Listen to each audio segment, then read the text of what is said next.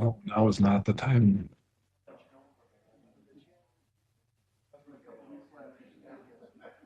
Testing.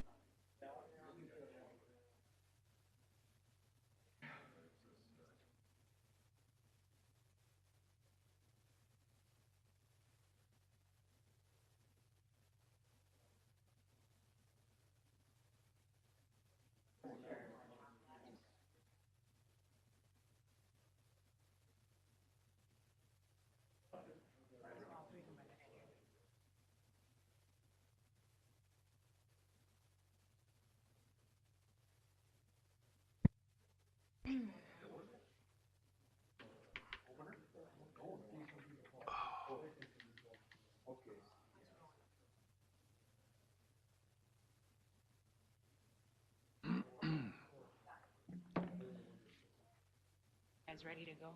I think so. Okay.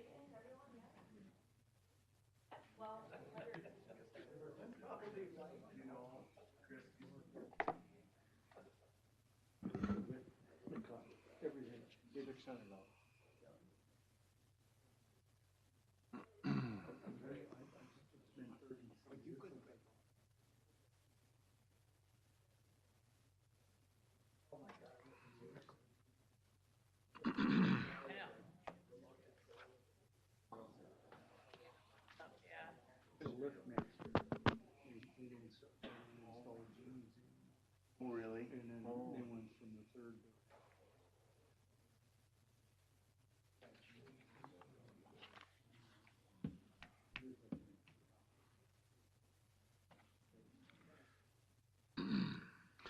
All right, I'm going to call the Stearns County Planning Commission meeting on December 18th to order. We have comment cards on the table back there, so if you would like to provide public comment, please take a card. These are not restricting you, so if you don't pick up a card, you're not going to be restricted from providing comment, but it does provide some order to our comment process. So we will have staff collect the comment cards before each session, before each topic. And you can feel free to collect them or gather them anytime during the hearing. All right, so roll call. Jason Wienerman, District 1 here. Dave Bentrude. Here. Jason Crone is absent. Dave Naffla. Here. Leroy Gondriger. Here. Rich Blankish. Here. Tara Ostendorf. Here. And Joe Persky. Here. Joe, is your mic on? It is. Okay. Pledge of Allegiance. Well, this wasn't my mark. Mic to start with. Pledge allegiance To the flag of the United States of America and to the republic for which it stands, one nation, under God, indivisible, with liberty and justice for all. Agenda item number 1 is Horseshoe Heights Association with Paul Gertkin speaking on their behalf for a rezoning. Oh, no, for a shoreline alteration. Do we have any, if you have any comment cards, raise your hand. Okay. So is Paul here? Right here, up here. Yep. All right, so when it's your turn speaking to the mic, lights are on. Whitey? Okay. All right, so we're here to consider a conditional use permit request for a major shoreland alteration submitted by Paul Gertkin on behalf of Horseshoe Heights Association of Richmond, Minnesota, according to sections 10.2.14D, 10.214F, and 10.214I of Stearns County Land Use and Zoning Ordinance number 439. The request includes retaining walls over 4 feet in cumulative wall height, rock riprap placement, and more than 100 cubic yards of topographic alteration on steep slopes within the shore impact zone of Horseshoe Lake. The property under consideration is Lot 15, Block 1 of Horseshoe Heights, Plat 2 in Section 25 of Munson Township. People who visited the site, I got to the driveway and said that was enough, so I didn't see the site. David Bentrude. I did not. Dave Naffla. Yes. Leroy Gondriger. Yes, I walked through the snow. Rich Blankish. I was there and walked through the snow too. I think I saw your footsteps. Tara Ostendorf. I was not. And Joe Persky. Yes, I was there, walked in the snow, and I fell on my butt. Excellent. All right, staff report. Angie? Yes, Mr. Chair, members of the board, Planning Commission, Angie Berg, Environmental Services. I'm taking this one for Nick, who was not able to be here tonight. As you said, it's a conditional use permit for shoreline alteration. Horseshoe Shores is a planned unit development. It was a resort conversion done approximately 25 years ago.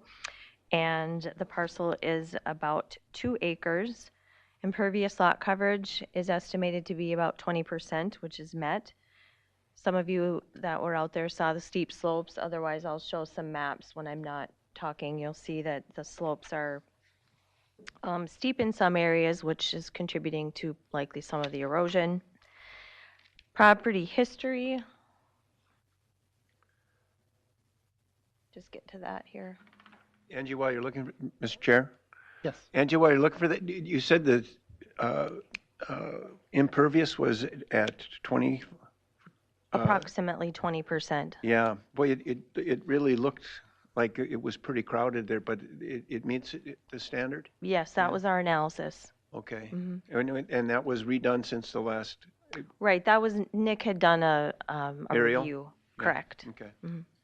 So a bit of the property history with Nick indicated in page 2 of the staff report. He was out there in October of 23 and talked to members of the association.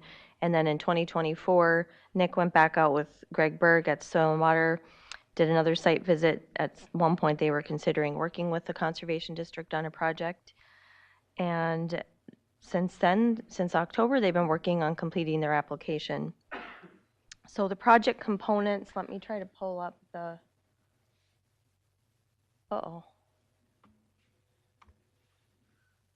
just a second. Okay.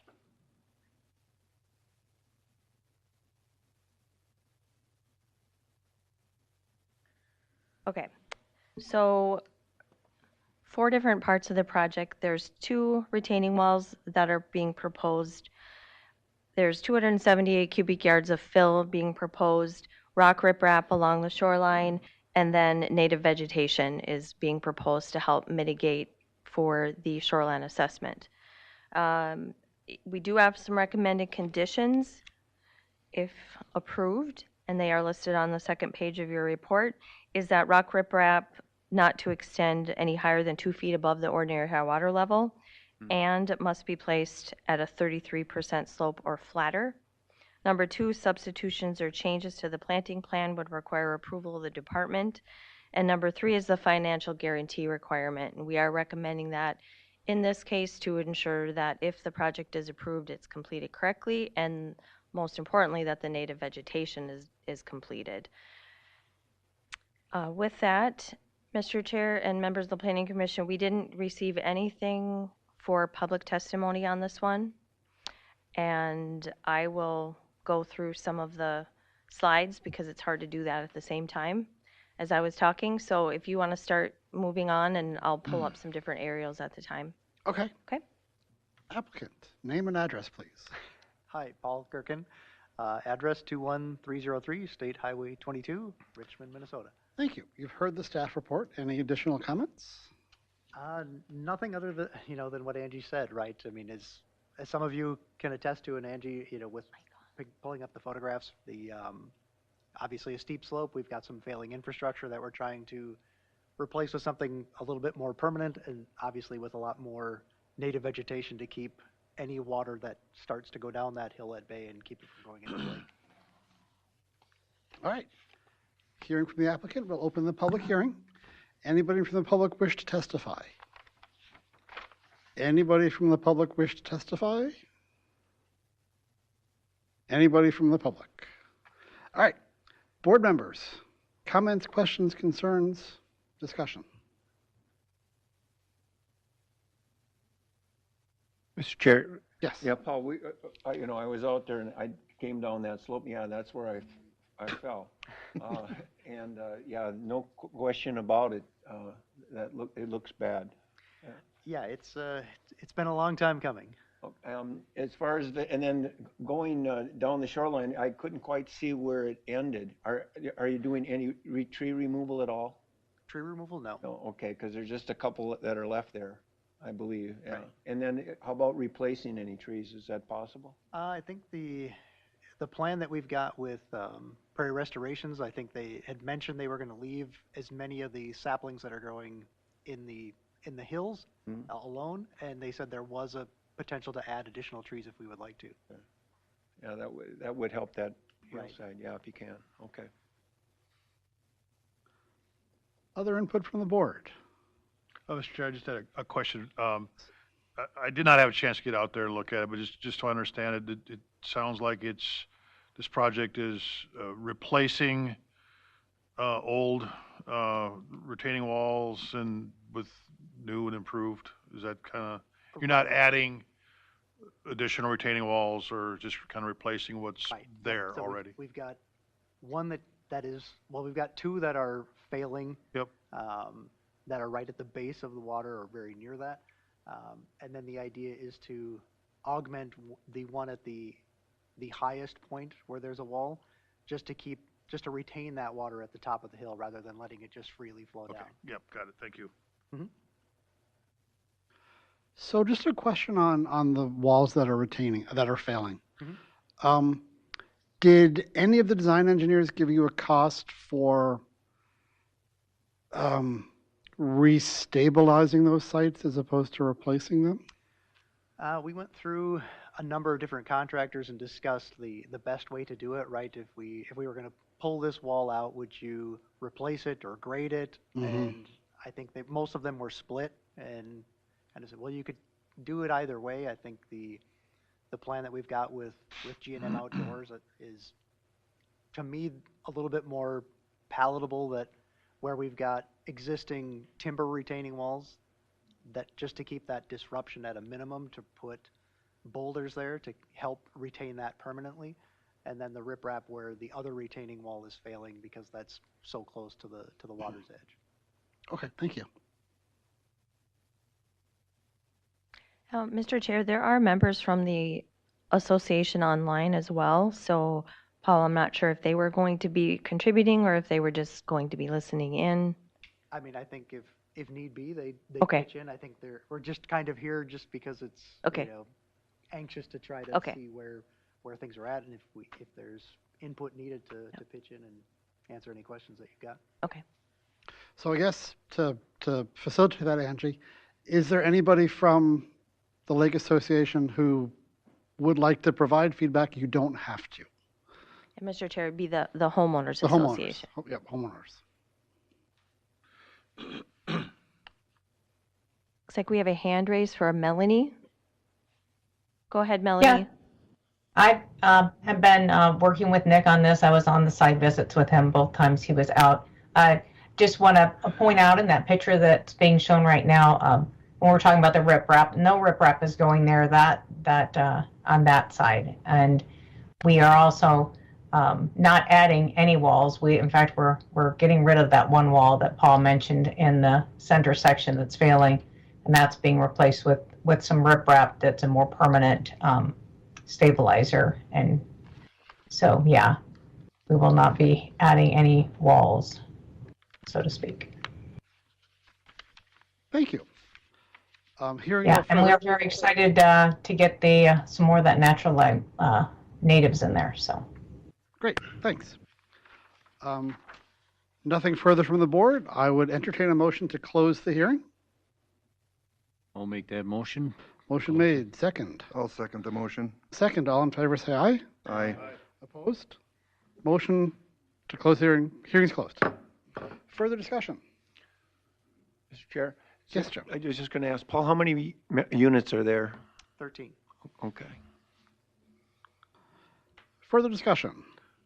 Well, I just have a comment, Mr. Chair. I made it down to the shoreline where Joe fell. Did you see the box? I turned around and I looked, this project to me is going to secure the homes that are up above. I'm just looking at this whole thing, it's critical that they get that incline stabilized. Thank you. Other discussion? Hearing none, findings of fact. Is the proposal consistent with the county ordinance? Specify the applicable sections of the ordinance and discuss why or why not.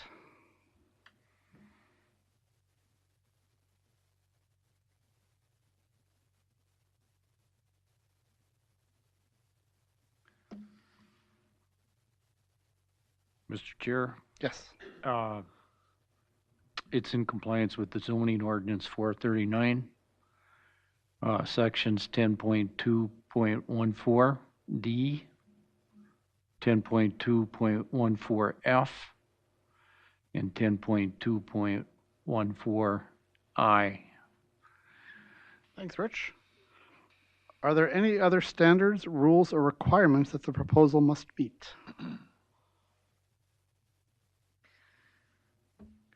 Mr. Chair, the proposal requires a permit from the Sauk River Watershed District. Mr. Chair, are you referencing the recommendations from staff? I was going to recommend that Yeah, correct. if that's approved, it would be the conditions as well. Okay. Yep. And Paul, might I mention that there was conditions at riprap, that, riprap can be a double-edged sword. It can be helpful, but also, as far as wildlife is concerned and for quality of water, because of the heat that it can generate during the summer, it changes the ecosystem as well. So within that standard is what's recommended, and we hope that, we're going to see that when it's completed. So. Right, absolutely. All right. Is the proposed use compatible with the present and future land uses in the area, or can it be separated by distance or screening from adjacent land uses? Why or why not?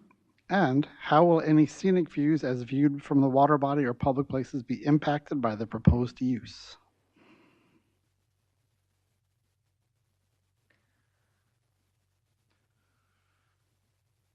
Mr. Chair, with the planting of vegetation along with the retaining walls that are going to be replaced, that will buffer the look of the retaining walls from the water level. Excellent. Thank you. How are the potential environmental impacts, including groundwater, surface water, air quality, wellhead protection areas, fish, and wildlife habitat of the proposal being addressed?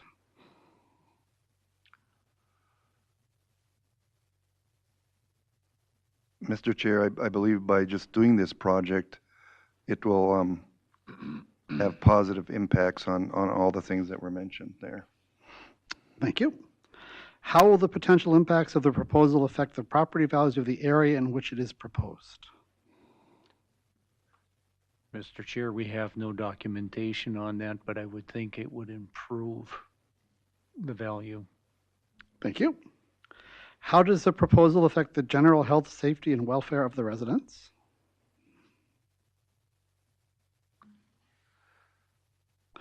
I am going to say, based upon the access comments of the board members, by stabilizing this site, we're improving the safety, because we apparently had enough people rolling down the hill. So it'll improve the safety of the site. So. Does the proposal conform to the goals and objectives of the county's comp plan? Specify which goals and objectives apply. Mr. Chair, I think there are several actually, but I would highlight Lakeshore Living Policies, numbers 2 and 3. The encourage shoreland protection, restoration methods such as vegetative buffers. They talked about their prairie grass additions. And then discourage the alteration of natural, this number 3 is discourage the alteration of natural shorelands and the creation of impervious services. I guess I was thinking the fact that they're taking out a large quantity of cement down by the water line, and so there are others, but I'll just highlight those 2. Great, thank you.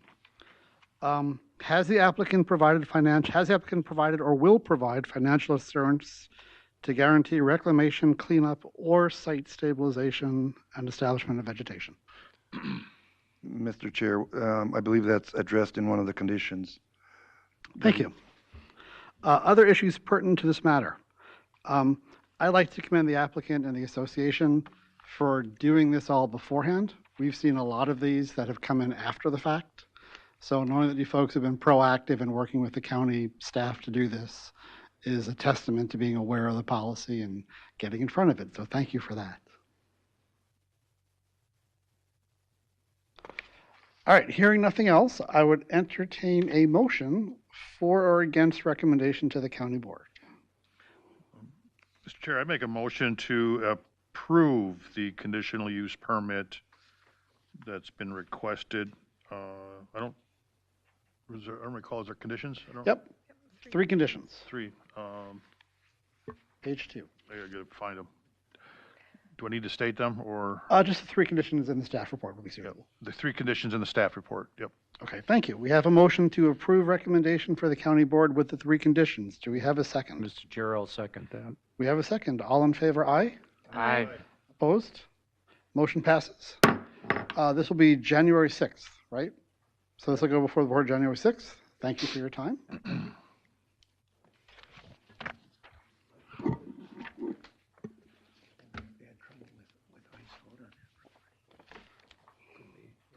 Item number 2. Bruce or Kelly, feel free to come up and take the applicant seat, please.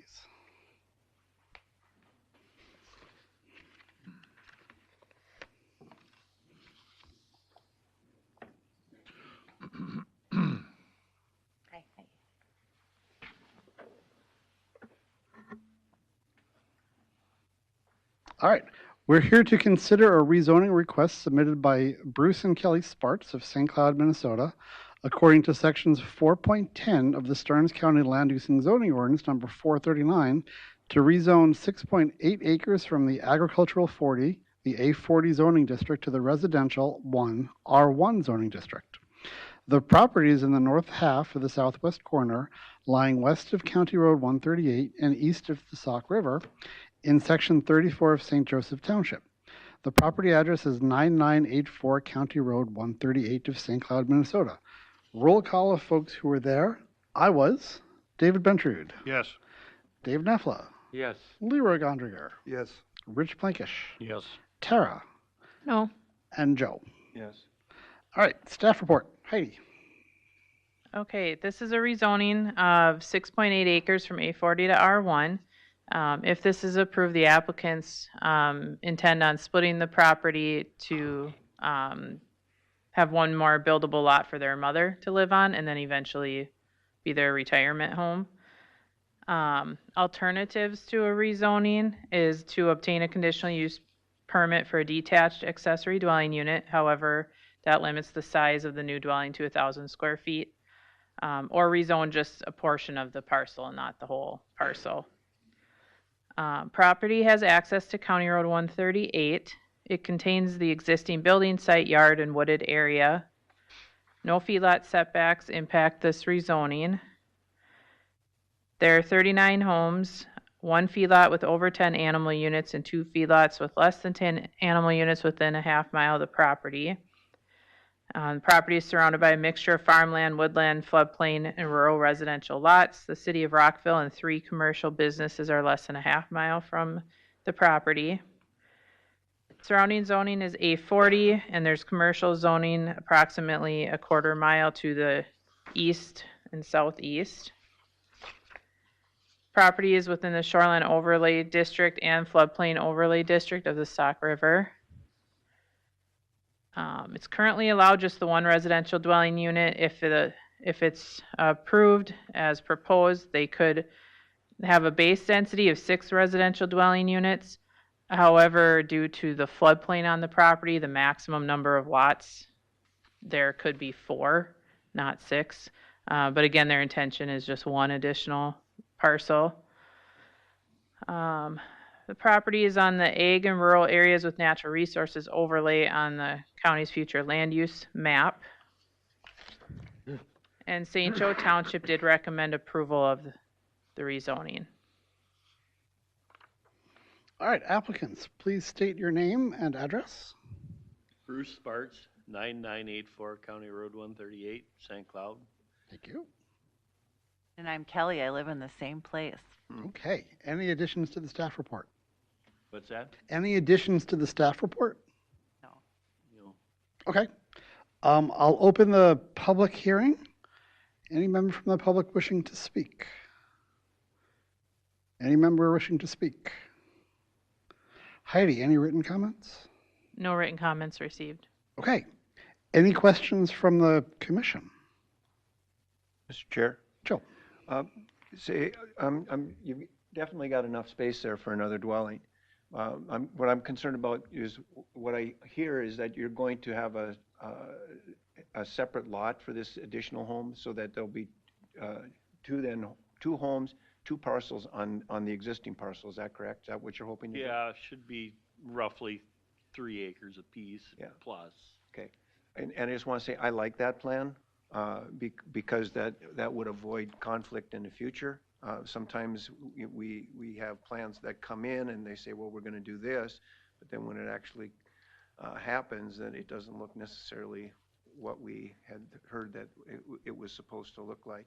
And again, avoiding conflict, there's no problem with two homes on that lot. So I appreciate you coming in with that and being forward with that. So thank you. No, and excuse me, and will you have separate drives on those? It sounds like that's the way it's gonna shake out. And yes. and I would recommend doing that. As far as sale of the property, that allows you to give you It'll that be flexibility. Separate septic, separate, correct. everything. Yep. Be Correct. split off. Okay.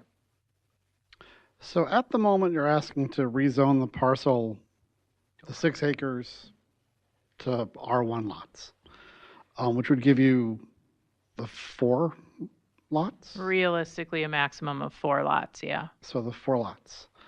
And that wouldn't be our intention. But it could be the next person's.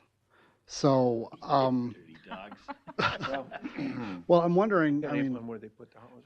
well, I'm wondering, would you, rather than do a full split of the parcel into 4 lots, would you be willing to do a split of one R1 and leave the rest in the A40? Are you saying, asking about just rezoning 1 acre to R1? Or 1 acre to R1 or some other structure? Well, our plan is to have the other dwelling in line with the existing residences up and down the road.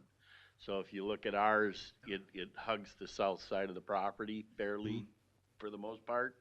And then Formo is to our north, and it's gonna be in line, not going in front of either one of those dwellings, and splitting it in the middle. So that would put it in the north part, and then you get much further.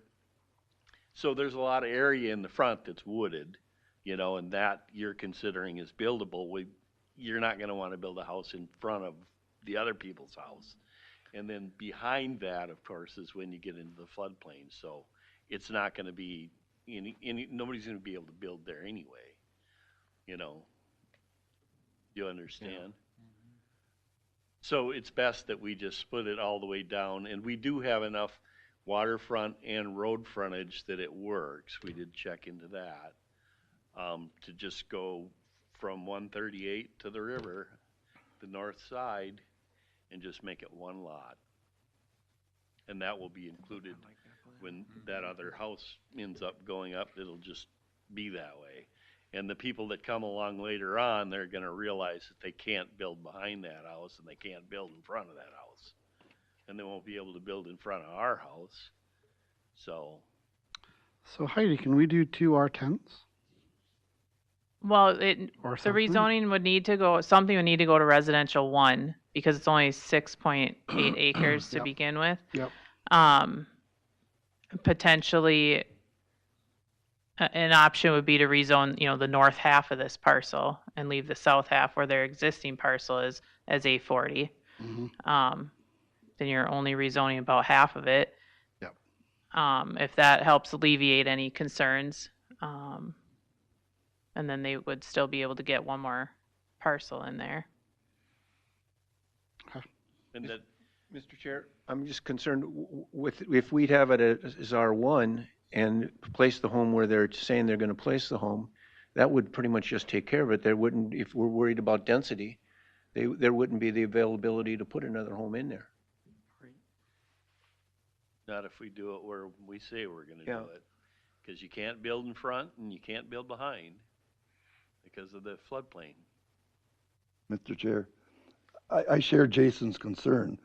If you allow 4 homes there, potentially, even though at this point in time, they have no intention of doing that. We don't know what the next owners are gonna do. You know, so Great, Leanne, but where would you put those other two homes? On that property, because if you're gonna put a well and septic on there, there's no place for that well and septic to go. Heidi mentioned they could have 4 lots on that property.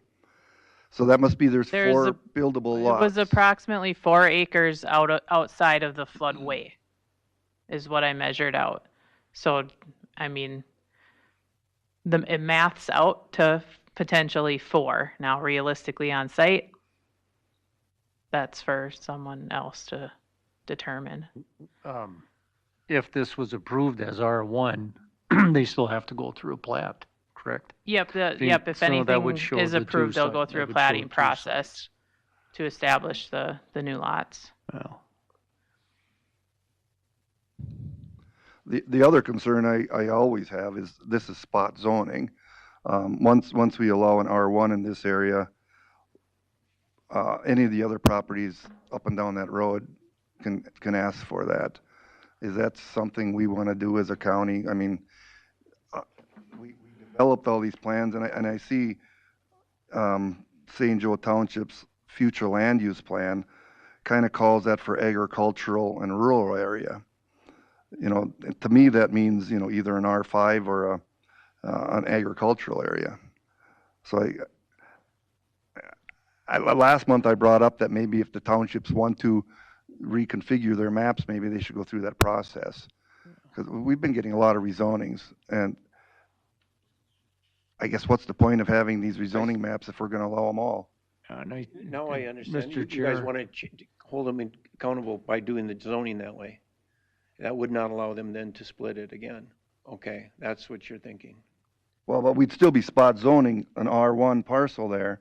So if the neighbors on either side of him, you know, want to rezone their property in the future, it's going to be really hard to say, no, I don't think we can do that. Once we start spot zoning, and I'm not saying this isn't a bad place for a home. I'm just saying we need to think about when we do these things and do spot zoning. There was a reason St. Joe Township 25 years ago didn't put that area as R1. They put it as A40. And there were, I'm assuming all those homes were there 25 years ago. No. They must have been lots of record or they were. Bloomquist, a lot of that stuff came in after Bloomquist split it off. And so the stuff to my north is a newer addition, and then the Hiltner's place is a newer addition. Ethan's place is a newer addition. And then the rest, Bloomquist's original place. My place is originally the Merrill place, which was the Merrill Farm. So, but all those buildings and everything are long gone, you know. My place was built in 1978. Mr. Chair, and we can talk about this at a future meeting in terms of what and where and how we want townships to get involved. I do have information for the Planning Commission during other discussion. Our rezonings have not been more than in the past. They've just been all in the last 3 months, ironically. Point well taken, Leroy, and like I said last month, it's a discussion that the townships have to have related to their comprehensive plan.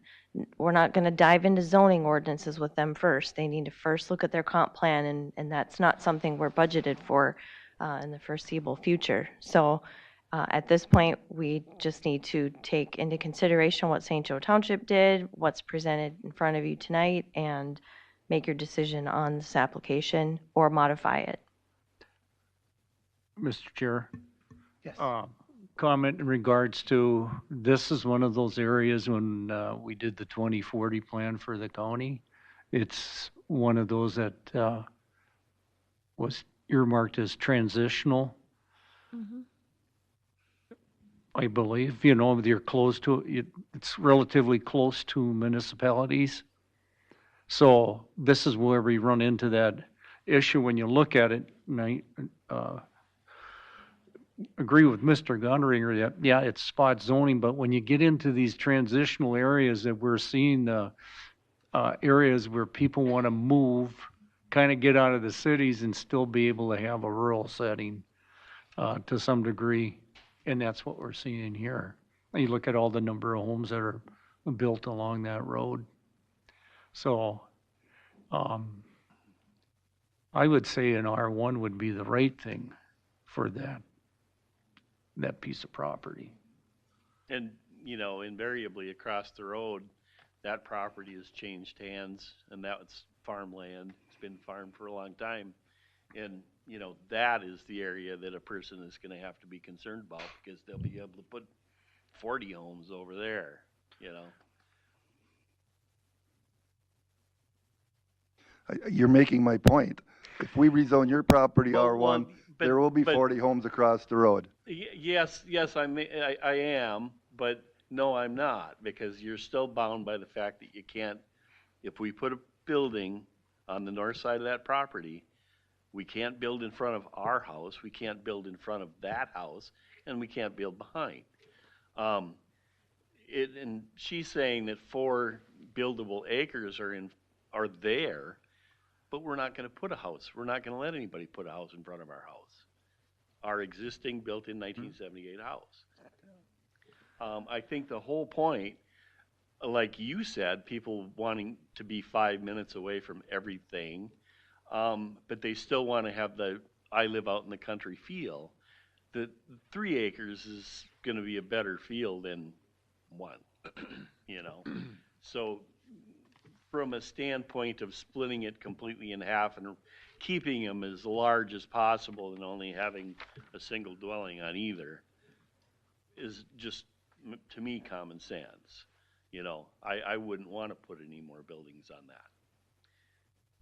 And there again, you know, for 30 years, I've had realtors come by and want to buy that property from me, you know. So yes, they're looking, but, you know, it ain't going to happen.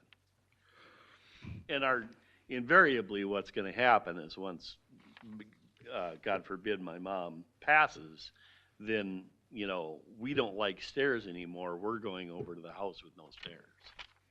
That's the point here. Mr. Chair?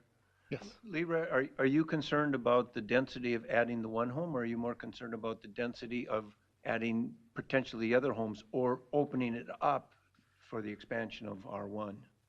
Oh, I'm concerned about everything. Well, I mean, so I mean, but do you not feel that the lot has the potential to be split, that would not have necessarily such a negative impact? I want to be clear. I think this is a great place for a home. You know, but I'm looking to the future. What's going to happen if we do this? I think we'll have R1 across the road. Well, and also, I mean, to add on to what Leroy's talking about, when we do this, when we change this lot to R1,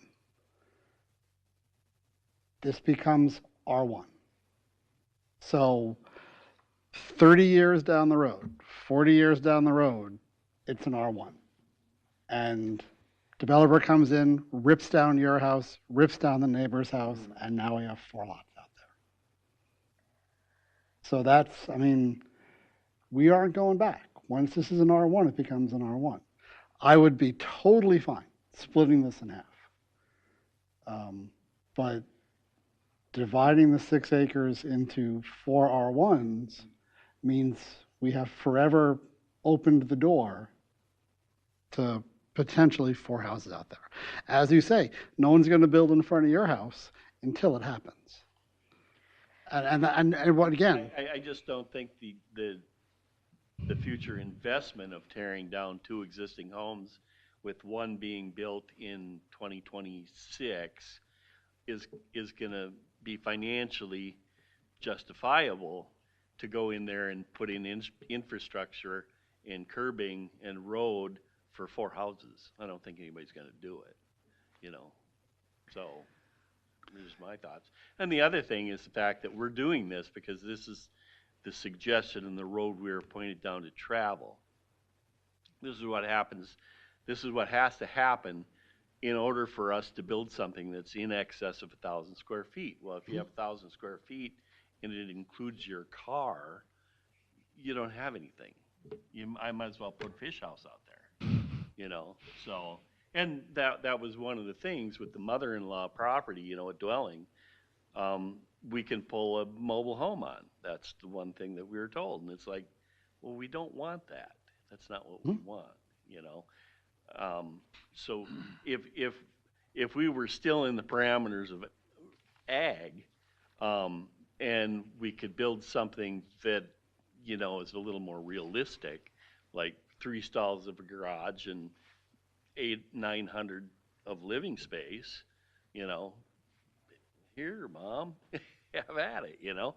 But this is the direction we were told to go. It has to be switched to R1 in order to go beyond that 1,000 square feet. Okay. 1,000 square feet is really, we have to be honest, that's not much.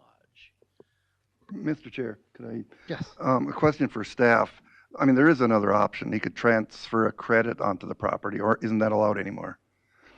Mr. Chair, we do allow transfers of building entitlements from adjacent parcels. I believe the only one that has a building entitlement available is the large parcel to the east. And they only have one available. So that's the only potential option that they could purchase that if they're willing to sell it and transfer it over. That would be the only transfer option available. And that, you're talking across the road from 138? Correct. Yeah, and they're not going to because Jeff is gonna build over there eventually.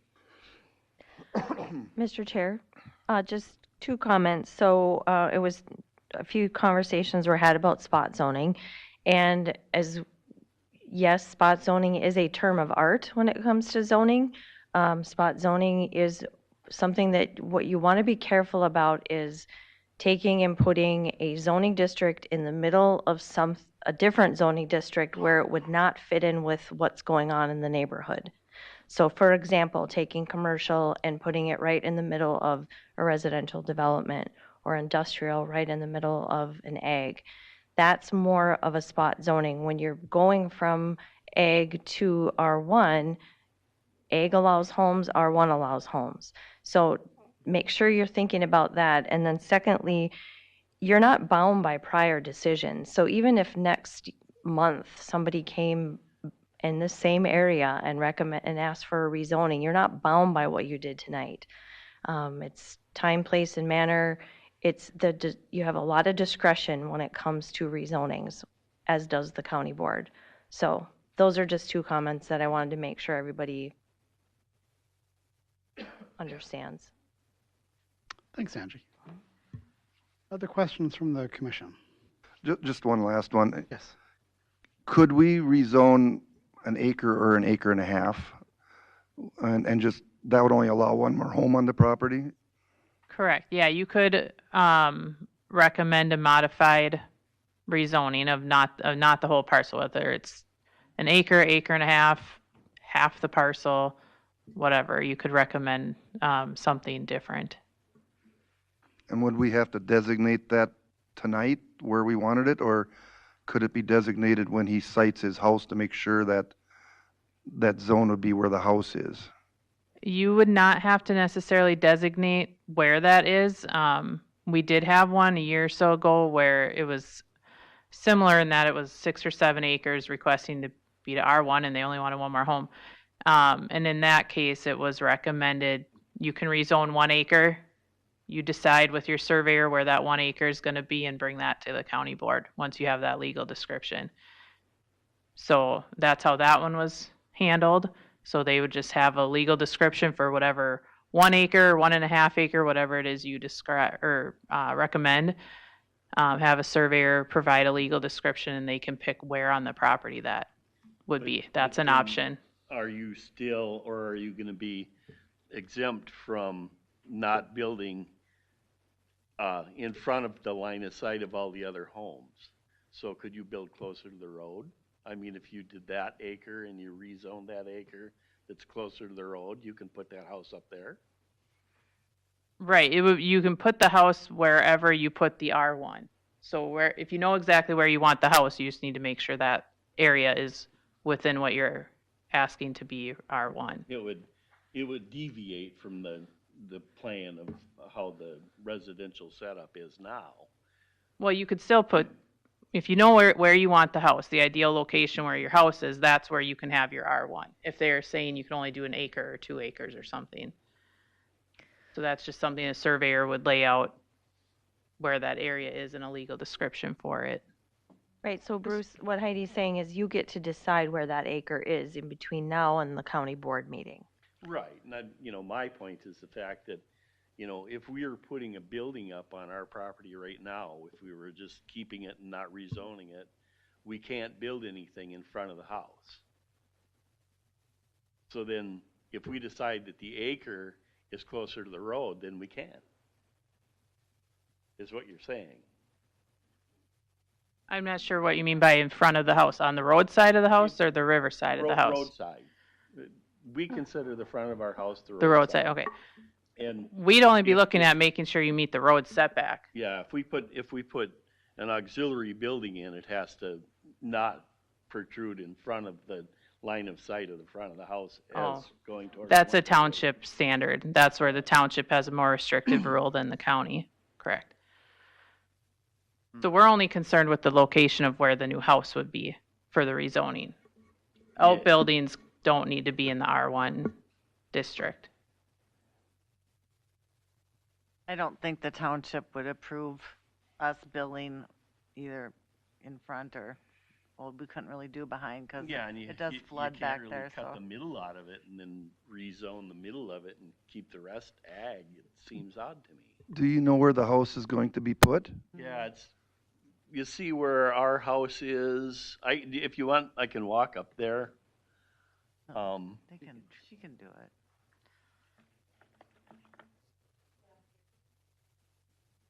You see where those trailers are? Right, it'd be right in there. Because if you look at the line of sight now to Former's place, you see it? So it would technically be right about where the dot is, yeah.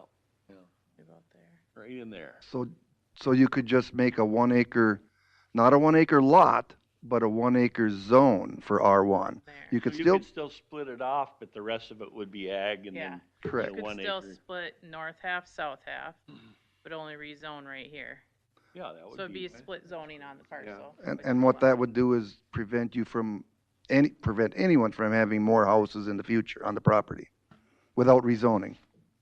Yeah, that'd be nothing wrong with that because we don't have any intention of doing it any different, as far as more dwellings, so. All right, so just to confirm, so I don't want to railroad you on this.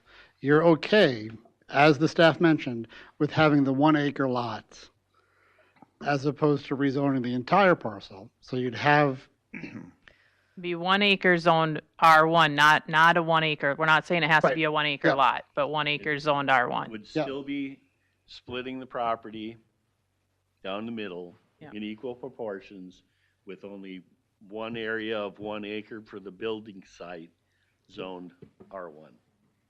Correct. Okay. Does that make sense to you, Kelly?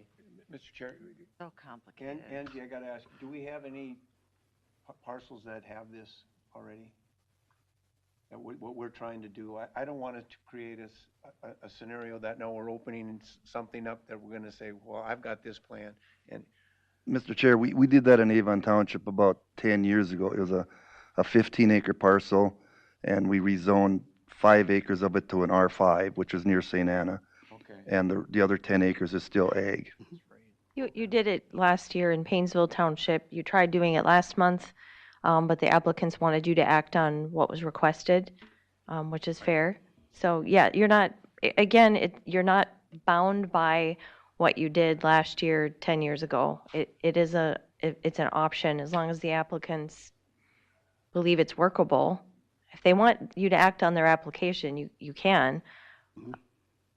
And I think, the township's sentiment to the fact that being in compliance with how the rest of the neighborhood looks, north and south, that putting the dwelling where I said and keeping everything all looking like a neighborhood, they didn't have any problem with that.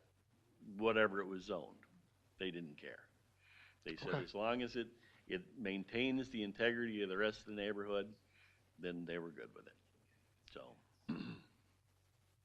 So question for the board, are we okay proceeding with, rather than having the 4 or 6 R1s, we have one R1 zoning area and the rest remains in ag?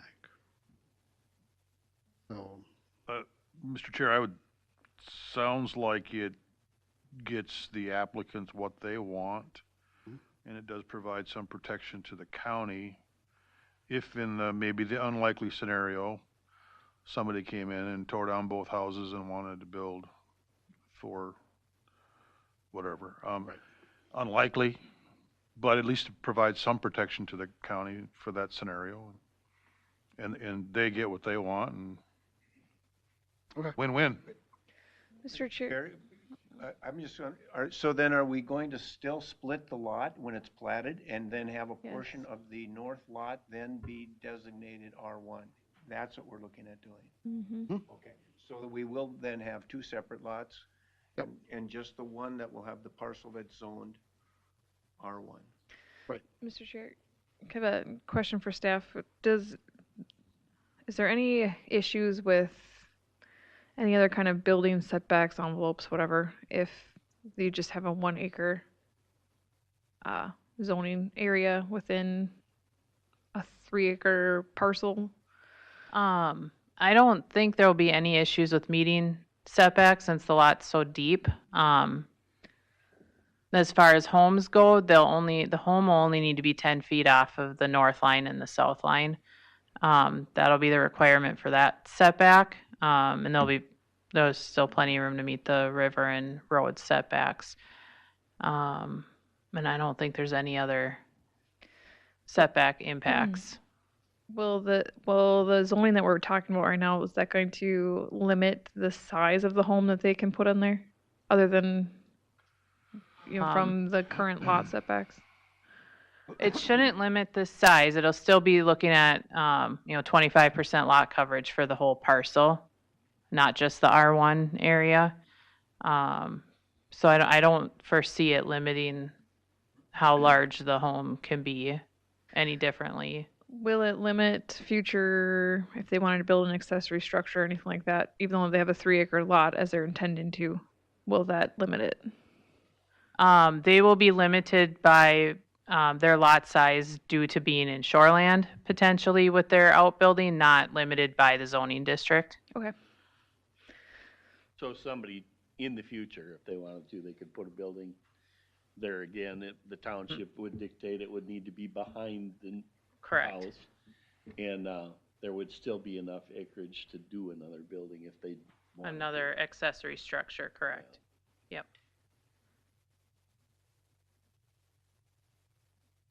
Mr. Chair, for the applicant, does that sound reasonable? Yeah. As an yeah, alternative? Be building an accessory structure on that. It'll be, all we can do is just get a place for mom. We're gonna focus on that. Ooh, that was a lot. Other questions from the board? Other questions or comments from the board? Hearing none, I'd entertain a motion to close the public hearing. Mr. Chair, I'll make a motion to close the Motion, public hearing. motion to close. Do we have a second? I'll second. All in favor, aye? Aye. Opposed? Hearing is closed. Any additional questions? Oh, Heidi, no written comment. No written comments. Okay. Any additional further discussion? Hearing none, we'll move to findings of fact. Is the proposal consistent with the zoning ordinance? Why or why not?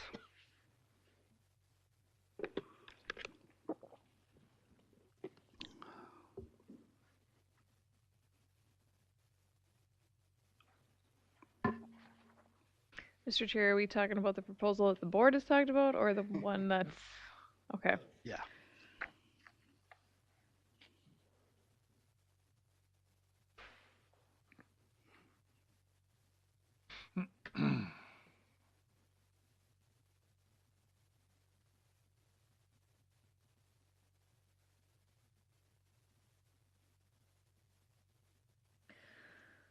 Mr. Chair, I think the proposal as discussed is consistent with Land Use and Zoning Ordinance number 439, section 4.10.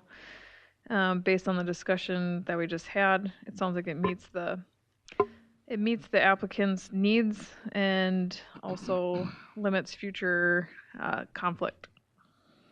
Thank you, Tara. Does the proposal conform to the comprehensive plan of the county? Please list applicable sections for or against. Mr. Chair, I think it does. I'll cite living goals number 2, and I'll include number 3. Manage the impacts of growth and development on the county's rural character and natural resources.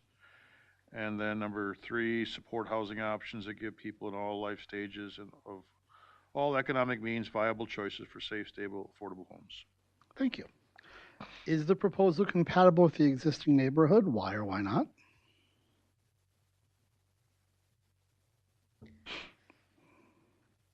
Mr. Chair, I would say it would appear to be compatible. The homes would be somewhat in line with the neighboring homes and would seem to be appropriate for other properties in that area.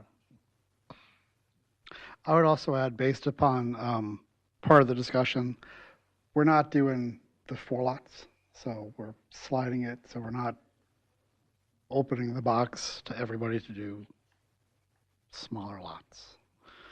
So how has the applicant demonstrated that standards and criteria stated in the ordinance will be satisfied?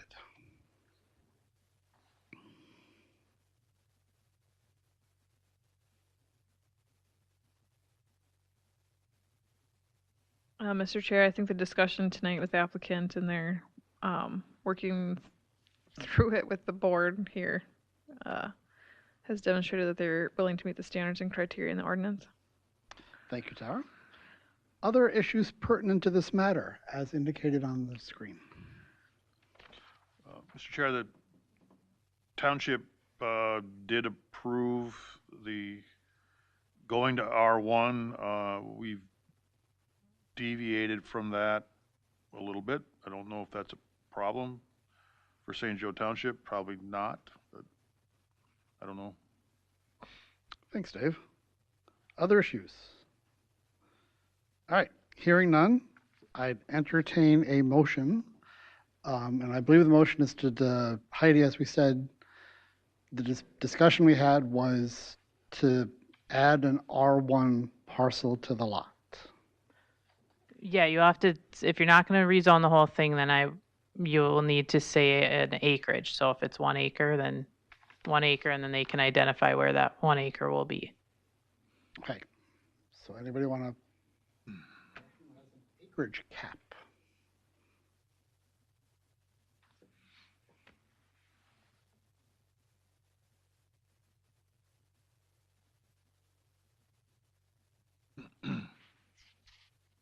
Mr. Chair, I would make a motion to approve 1 acre of R1 within the proposed area to be split. Okay, we have a motion from Tara. Do we have a second? I'll second. We have a second. All in favor, aye? Aye. Aye. Opposed? Aye. Aye. Roll call. Jason Wienerman, opposed. Dave Bentrude. Approved. Okay. Dave Nafla. For. Leroy. Opposed. Rich. Opposed.4. Tara.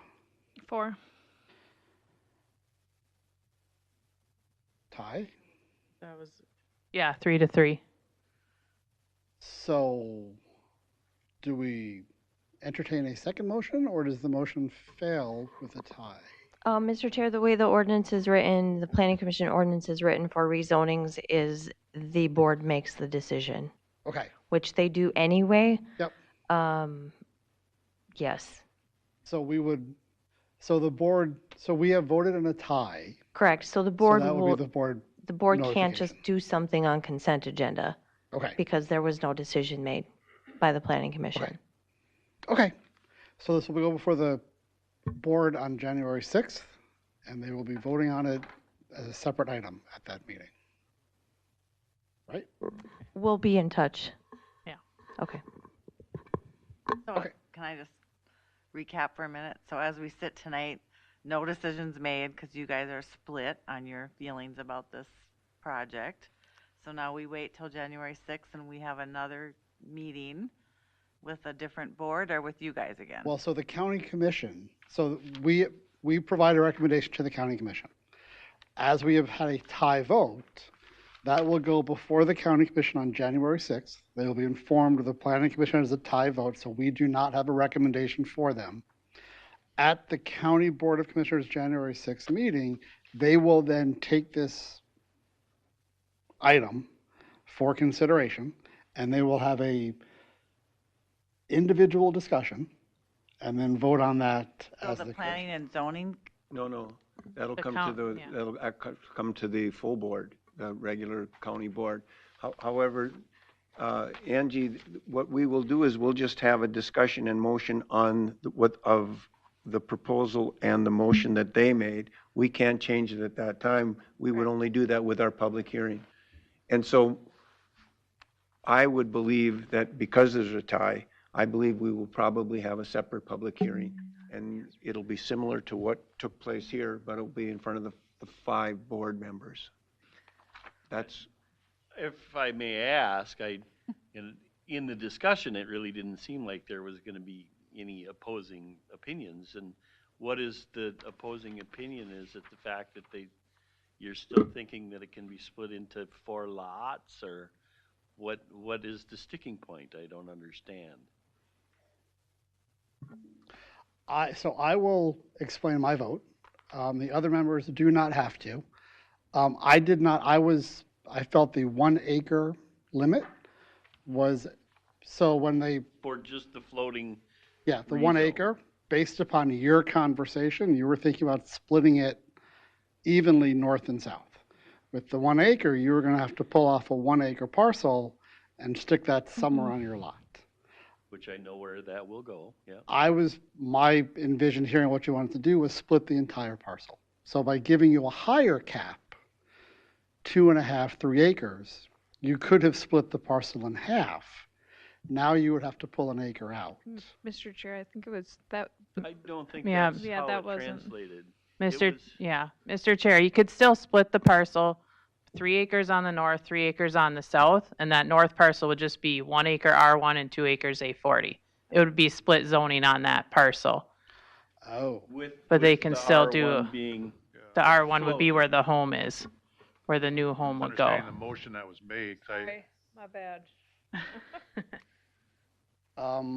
Because it didn't sound like everybody was on a different page, and then all of a sudden. I agree. We have a different page. And it's still split down the middle. Yeah. It is a floating R1 for 1 acre for the building site, which to be determined on what the best place is for that building site. And the other south half still remains ag. Mr. Chair, Makes perfect sense. Mr. Chair, Heidi and I just chatted a bit.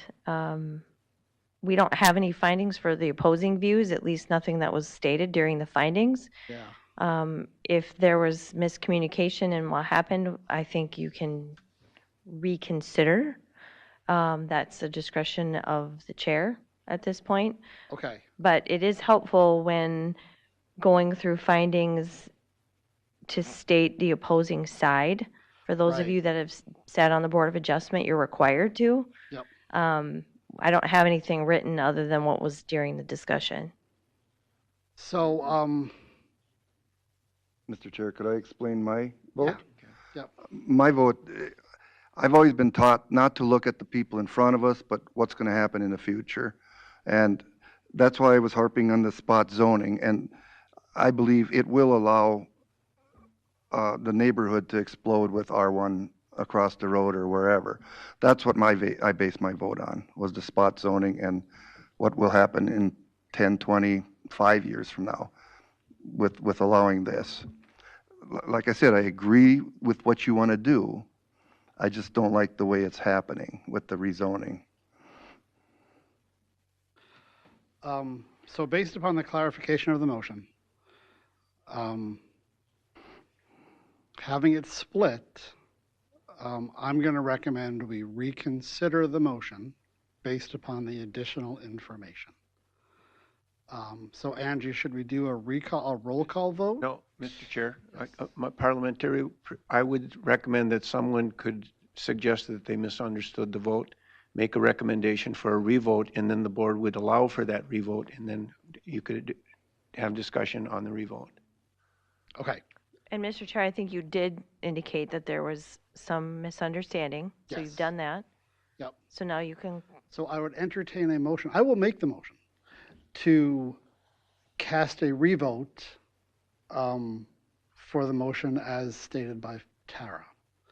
So all in favor, aye. Yes. Need a second. Oh, second.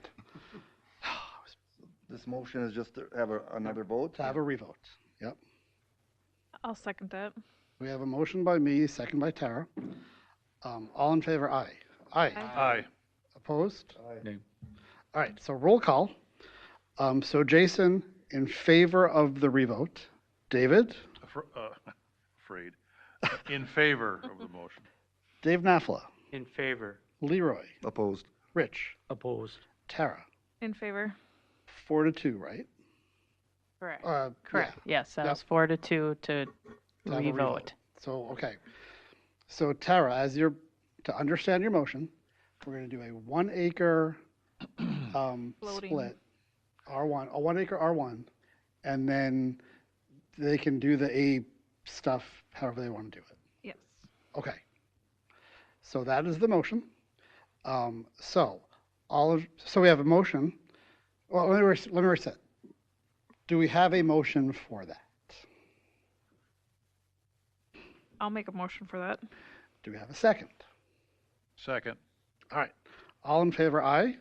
Aye. Opposed? Aye. All right. Roll call.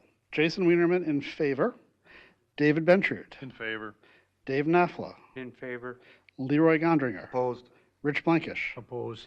Tara Ostendorf. In favor.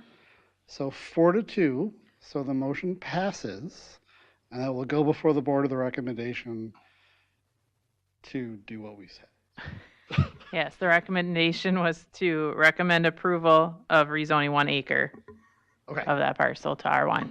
Okay. 4-2. All right. Mr. Chair. Got it. Yes. And because of the vote, Angie, can we make sure staff is prepared to explain this to the board? Yeah. All right. Sorry for the confusion, and I hope the attendees were entertained by that. Thank All you. right. Yep. Item number 3. Nicholas J. Korn. Nicholas, online? He's online. Yes. Can you hear Okay. us okay? We can. So what we're going to do Good. is I will go ahead. We're going to I'm going to introduce the item. We'll talk about the site, who visited. We're going to have a staff report, and then we'll have you introduce yourself, provide additional comments, open for public hearing, and then move through the process. So hang on for a little bit. Okay. Also, if you have speaker cards, raise your hand, and staff will collect them. All right. We're here to consider a rezoning request submitted by Nicholas J. Korn, Revocable Trust of Coon Valley, Wisconsin, according to sections 4.10 of Stearns County Land Use and Zoning Ordinance number 439, to rezone 15 acres from the Agricultural 40 A40 zoning district to the Residential 5 R5 zoning district. The property is in part of government lots 4 and 5, lying east of County Road 10 and west of the Sauk River in Section 31 of Farming Township. The property has no address. Thank you. Members who visited, I did, Jason Wienerman, David Bentrude, I did not. Dave Nafla, Yes. Leroy Gondringer, Yes. Rich Blankish, Yes. Tara Ostendorf, No. and Joe Persky. Yes. All right, staff report. Okay, so request is rezoning 15 acres from A40 to R5. If this is approved, the applicant intends to plat this into 3 buildable lots, residential lots. An alternative to rezoning would just be to see if any adjacent landowners are willing to sell building entitlements to him. I believe there are 2 properties that are adjacent to this that have building entitlements available. Property is access to County Road 10. It's largely grassland and lowland. There's no feedlot setback impacts with the proposed rezoning. There are approximately 19 homes and 1 feedlot with over 10 animal units within a half-mile of the property. The property is surrounded by a mixture of farmland, lowland, and rural residential lots. The plat of Royal River View is adjacent to this property to the south. That plat was recorded after countywide zoning went into effect, and they transferred building entitlements to create those parcels. That developer owned a substantial amount of land and was able to transfer building entitlements to create that plat. Surrounding zoning is agriculture 40. This is within the Shoreline Overlay District and Floodplain Overlay District of the Sauk River. It's within the Ag and Rural Areas with Natural Resources Overlay District and partially within the Concentrated Development District and the Future Land Use Map. The land evaluation site assessment score was 46.55, which is below the non-ag conversion of 65. And Farming Township did recommend approval of the rezoning request. All right. Nicholas, I believe, can you state your name, address of all who are with you and participating? Yes. My name Nicholas Korn. Currently live at W4168 County Road MM, Coon Valley, Wisconsin. I have my wife, Kelly, who's co-owner of the land, here with me. Yes, Kelly, same address, W4168 County Road MM, Coon Valley, Wisconsin, 54623. Do you have anything to add to the staff report?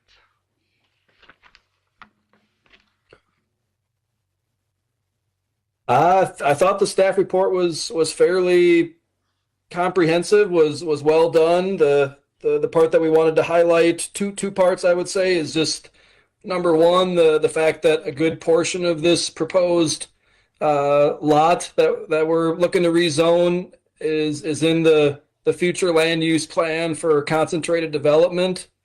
I would say a large reason for that is because this area that we're looking to get rezoned is adjacent to the 12 Royal River Road lots to the south.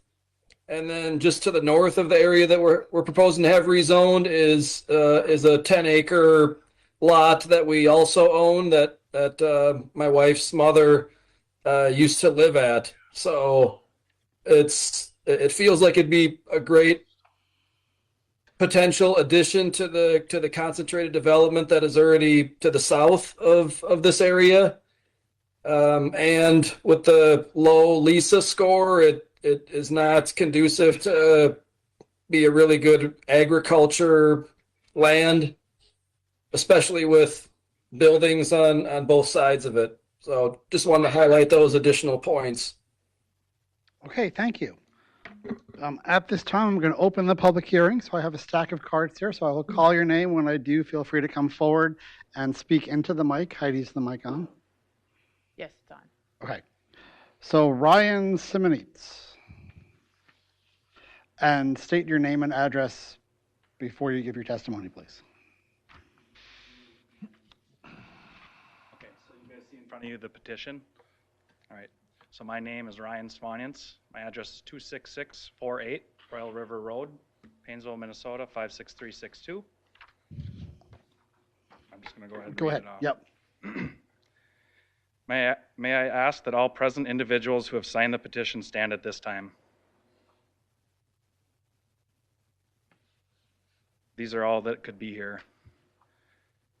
There are 28 signatures in total in opposition of this. Members of the Board and County Planning Commission, thank you for hearing our concerns. We, the undersigned residents, landowners, and community members, are here today to oppose the proposed rezoning of the referenced property from agricultural to R5 residential. This change is not a minor adjustment. It poses a serious threat to the long-term integrity of our rural community. The current agricultural zoning preserves the rural character, open space, wildlife, and low-density environment of the area. Transitioning to R5 residential would dramatically alter the nature of this community. Approving this variance sets a dangerous precedent. One exception becomes two becomes 10, and so forth. If exceptions are made, the rules themselves become irrelevant, leading to the gradual loss of our agricultural identity. Zoning only works when decisions uphold the intent of the ordinance, not when exceptions become the norm. A single 15-acre parcel has the capacity to support meaningful wildlife activity and sustainable land stewardship. Subdividing this land for residential use diminishes its agricultural value permanently. Farming Township was zoned A40 to protect its agricultural character, not to facilitate suburban sprawl. As more agricultural land is developed into residential areas, we risk undermining the ability to feed the world. The residents here also rely on the peaceful, open space environment that this area offers.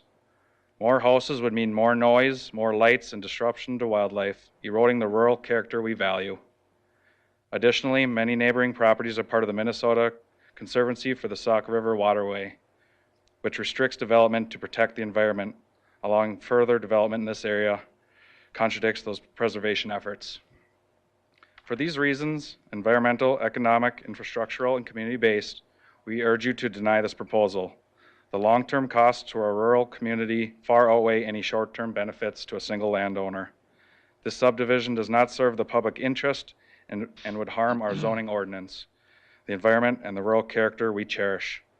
Please reject this request and uphold the integrity of the zoning code. Thank you for your time. Thank you. Dylan Kulzer.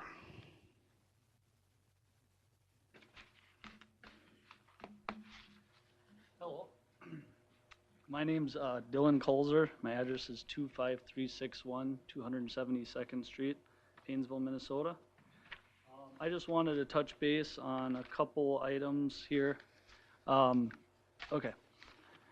So I have a couple bullets and then I have one main point here. So I just wanted to bring up that with, 3 lots, it would be adding 3 driveways onto a busy road. County Road 10 is busy. It's adjacent. I actually live on 272 and County Road 10. I live right on the corner. And I know how busy that road is. So adding those driveways would pose risk to mail delivery, to school buses, to snow removal. They have to come out onto the road, all sorts of things. And with those driveways would be 3 added culverts. We'd want to keep in mind also, and like I said, as well as snow removal would be a lawn mowing. Sometimes people will their grass clippings onto the road, and they shouldn't do that, excuse me, but that happens all the time. I see it all the time. And the biggest one that I have here was runoff. So the University of West Florida explains it as this, and I quote, "Urban sprawl significantly impacts water quality through increased runoff from impervious surfaces like concrete. This runoff carries pollutants such as nitrogen, phosphorus, and sediment into water bodies, leading to increased water pollution. The higher density of impervious surfaces in urban areas contributes to this issue, as they do not absorb water but instead cause runoff, which can be a major source of water pollution." End quote. Water runoff contributes to over 80% of water pollution globally.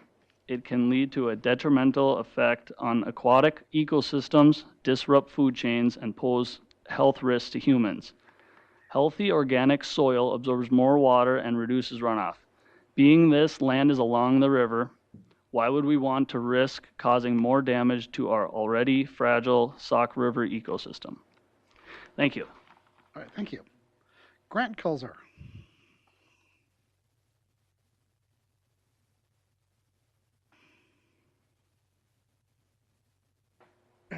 Hi, I'm Grant.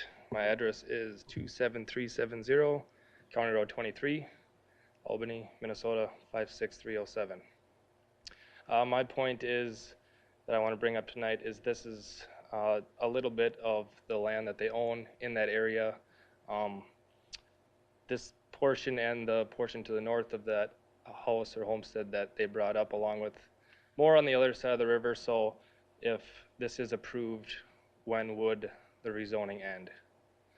Where do you stop? That's it. Thank you. All right, thank you. Madison Kulzer.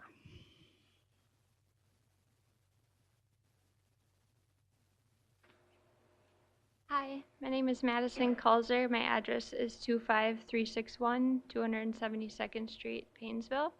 I would just like to add that I also oppose this motion to be passed. Thank you. All right, thank you. Rachel Kulzer.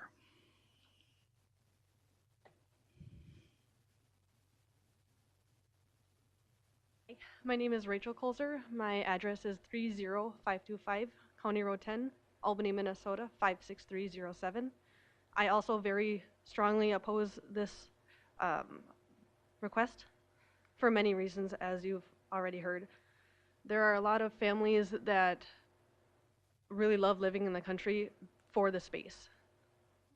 There's lots of residential area within town and city limits that everybody can go if they don't want to live in this space. I think we need to really value our whole area, our rural community, and everything that we have. Thank you. All right, thank you. Zach.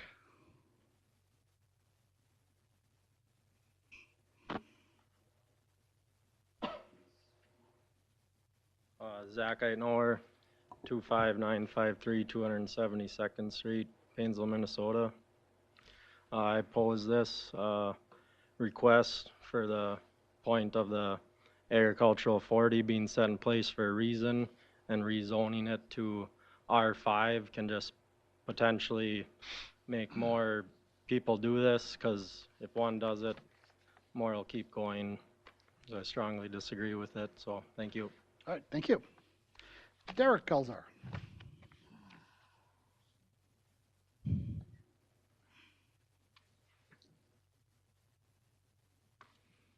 Hi, my name is Derek.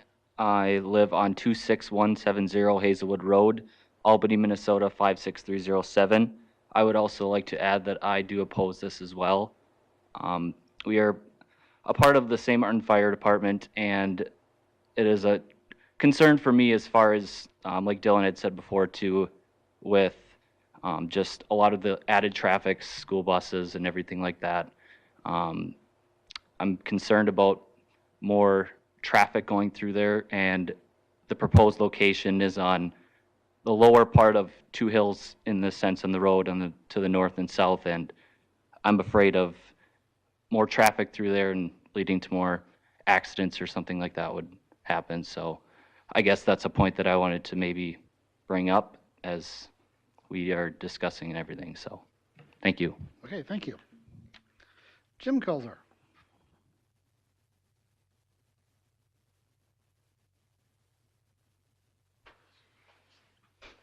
Hi, I'm Jim Kulzer, live on 30525 County Road 10, and I just want to say I do oppose it also for a lot of the reasons that you just heard. What Grant just said, you know, he's got a lot more land, and I'm just thinking it's going to be a continuation. This is just the start of the zoning thing, and you know, in the area too, you get all these expensive houses going up. It's in my township, so that probably means more higher property tax and all that. That kind of gets forgotten about. But so yes, I just want to say I do oppose it. Thank you. All right, thank you. And Ike Florian Eitenauer.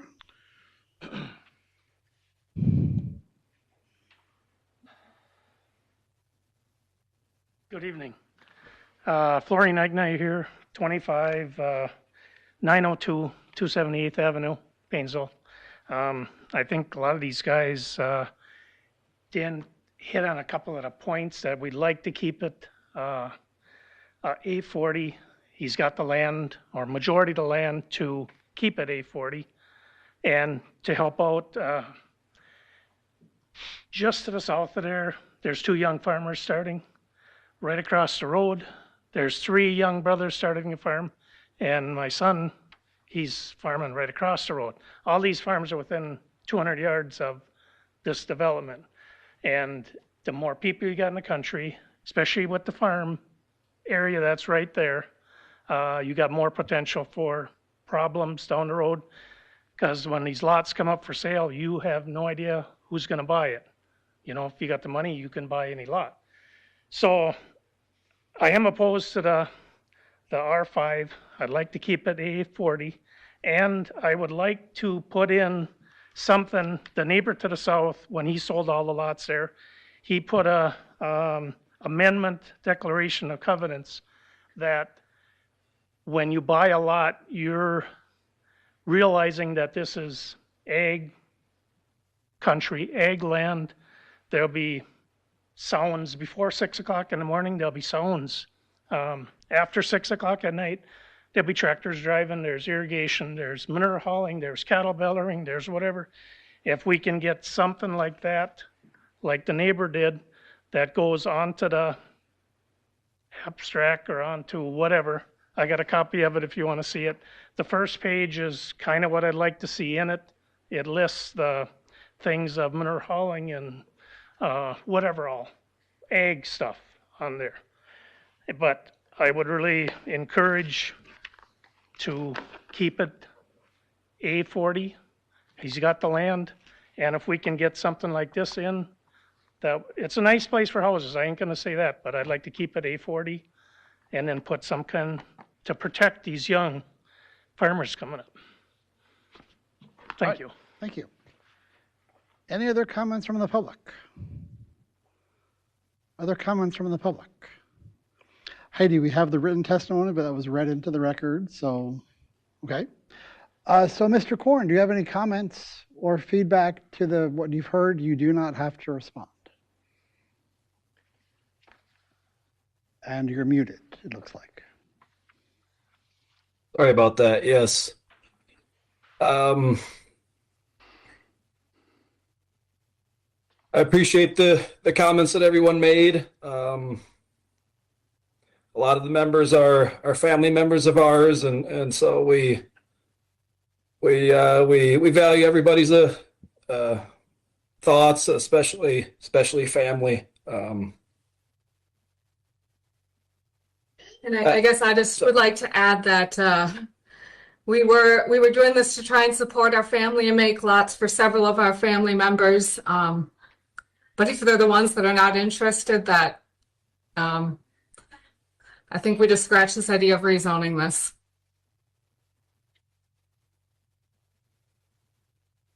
All right, questions? Agreed. Okay, questions from the board? Could they repeat that comment? So do you want to repeat that last comment?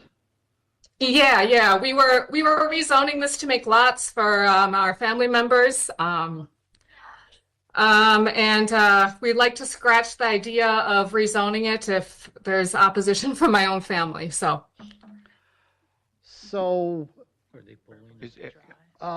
are you asking to pull the request?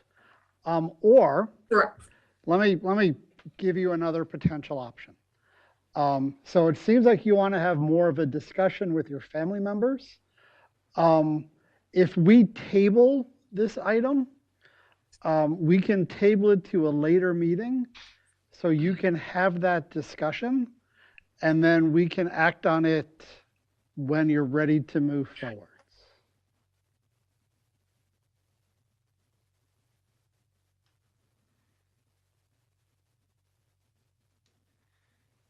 Yeah, based on the public opinions that were expressed here, especially from our family members, there's no need to move any further forward at this time with it. So okay, so just for confirmation, you are formally requesting to pull this zoning request. Have them asked to withdraw, withdraw the request. So as our staff is recommending, we are asking you to formally request to withdraw the application. Yes. Yes. Okay. Okay, then Angie, would it make it appropriate then we do table it, they withdraw, and then it disappears? Well, they have withdrawn the motion. No reason to table it. They've withdrawn it, so there's no further action needed. Okay. Okay, if this is a withdrawal, no. Yeah. All right. Well, thank you for your time and the members in attendance. The request has been withdrawn, so no further action is taken at this time, and we will move on to agenda item number 4. All right. Thank you for your time. Thank you. Thank you.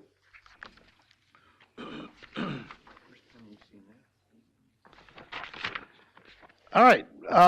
Mark Trout and David Myers.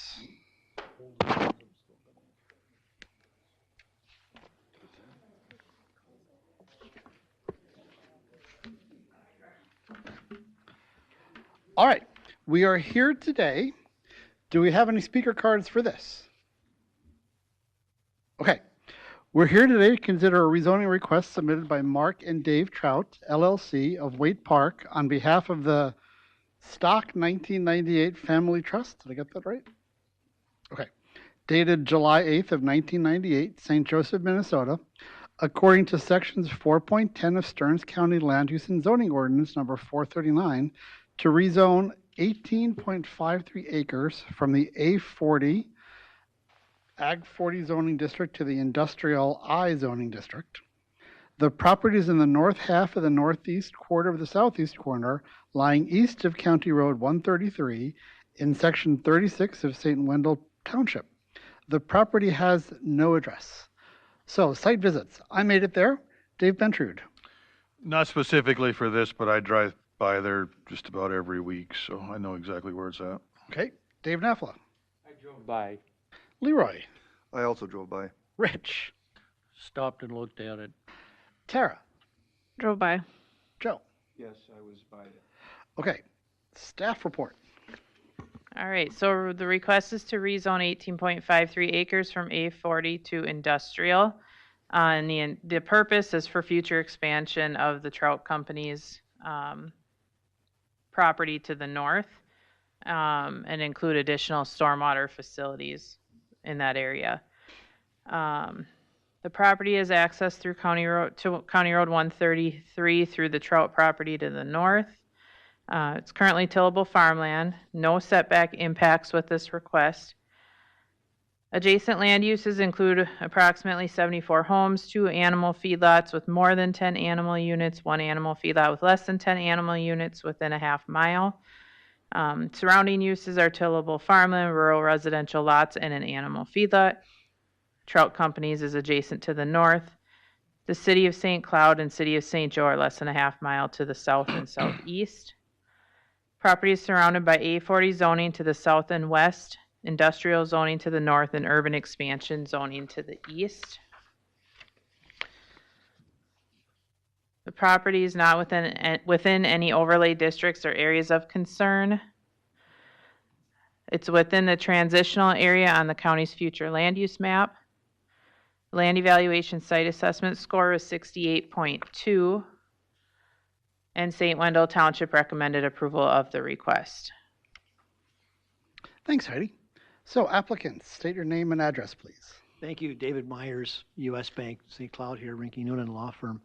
The comprehensive plan requires us to meet certain goals, and in this case, Trout Well is already out there. About 4 years ago, we were here and we got the rezone. And the reason they're zoned industrial is because this is the nature of their business. There was no other way we could fit it in the ordinance, and that's why they were industrial. And they're doing well. They have land out there. But this came up. It's an opportunity to avoid what you just went through a few minutes ago. In my experience, the best land use plan is to buy the land, and then you don't have to worry about incompatible uses with the neighbors. And that's what they're doing here. They don't have any plans to go south. There is a water confinement area for drainage off their existing property now. And the agricultural use of this land would not be as impacted as to the east. There's a pivot. There's a irrigation pivot out there. And if you go east, which they could do because they own the land, but if they go east someday to develop, they'd run into that pivot. The other one to keep in mind, you're fairly close to St. Cloud and fairly close to St. Joe. And if you remember where Trout was in Wade Park, they just got boxed in. And they just don't want that to happen again. It's a family company, and Mark will tell you that the employees and his family have taken it over, and they want to be there for a long time. They are a business, as in your comp plan, that serves agricultural needs, and that is allowed and recommended in your comp plan. And that's about the best I can tell you. Okay. Mark is here if you have questions too. Mark, you want to introduce yourself? Mark Trout. I noticed that we're located in Wade Park, or what the statement says, but our relocation is 32640 County Road 133, the location of our property right now. And just to reiterate what Dave was saying, we didn't plan on buying any more land in our future, but it was selling stock to some of our local residents and our company growth, and the land did come up for sale. We do respect agricultural land, and that pivot does circle around us right now, and it's irrigated from the north and from the east. It seemed like a smart fit for us. On the south side of our property, or the 13 acres that we have right now, is a stormwater runoff pond, and that would be real conducive to purchasing this land if we do expand our yard going south rather than to interrupt any irrigation to the east. Okay. I'll open the public hearing. Any comments from the public? Any comments from the public? Comments from the public? Heidi, any written comments? The only email I received was from the city of St. Joseph, and they just indicated they didn't have any comments on this one, so. Okay. That was it. Questions, comments, concerns from the board? Mr. Chair, I have two. Leroy. Actually, three. If you would expand into that area in the future, would you use the lot you have now, or would you have another access onto the county road? It looks like there is an access up on the northwest corner that goes out toward the county road. Would that be a potential access for you? Or do you have an easement to get across the property, or? There's a right-of-way plat that's included in the right-of-way plat. When we first looked at the land, I checked out. The county controls that land. There's that triangle area. County highway controls that. Okay. The second question, well, my first question, I guess, was, would you access that property through the existing property you have, or would there be another driveway out to County Road 133? The conversation and the design that we're looking at right now is we would access the land to the south that we're proposing to buy from our yard. Okay. And then the other question is, there's a little jog in the line on the south side. There looked like there's some buildings on the west end of that. What's the story with those?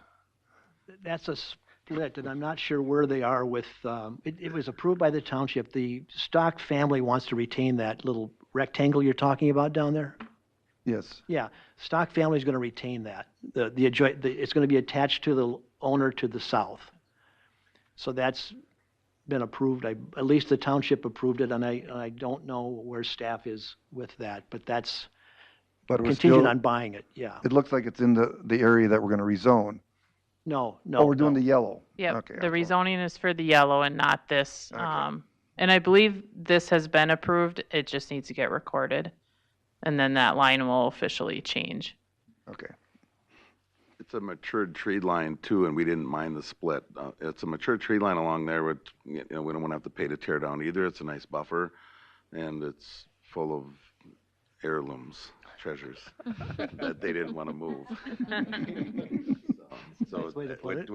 Which is okay. Other questions from the commission? Mr. Chair, I got a couple.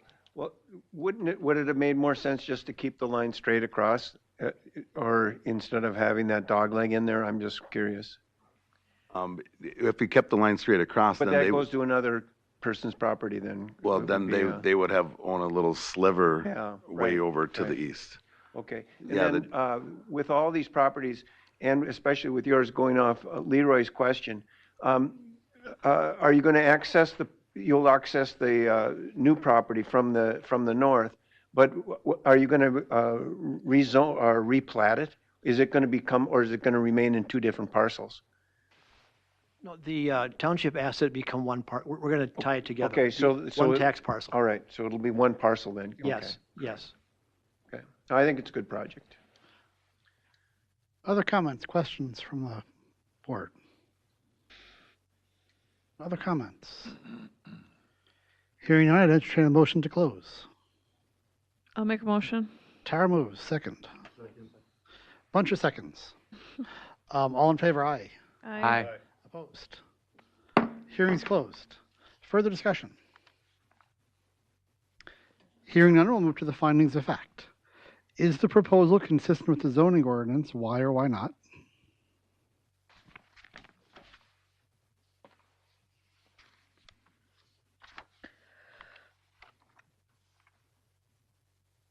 Mr. Chair, it is consistent with zoning ordinance 439, section 4.10. Thank you. Does the proposal conform to the comprehensive plan of the county? Please list applicable sections for or against.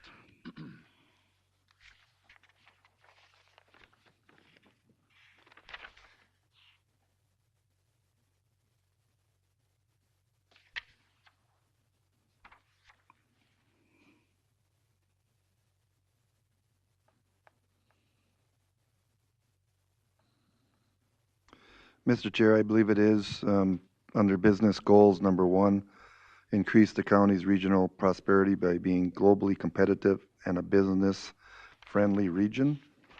Also, in the rural business policies, number 1, rural businesses should not alter the rural character of the neighborhood and should not create negative impacts on the public health, safety, and general welfare of adjacent property owners. And he mentioned allowing that irrigator to go around and not disturbing that. So it sounds like he's taking adjacent property owners into consideration. Thank you. Is the proposal compatible with the existing neighborhood? Why or why not?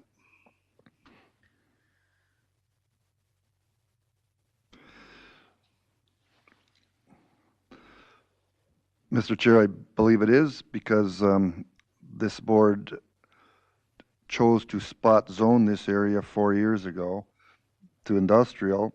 Now it's compatible with the existing area. Okay. How has the applicant demonstrated that standards and criteria stated in the ordinance are or will be satisfied?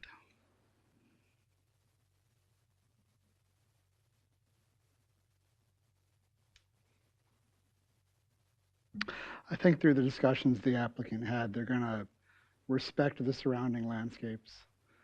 They're going to protect the parcel to the south, and they're not going to, there's no intention of using that current northwest access road. So I think they're in line with the county standard and ordinance. Any other issues pertinent to this matter, if applicable, as listed? Mr. Chair, the Township Commission approved the sale. And then Heidi, you said the city provided no comment, right?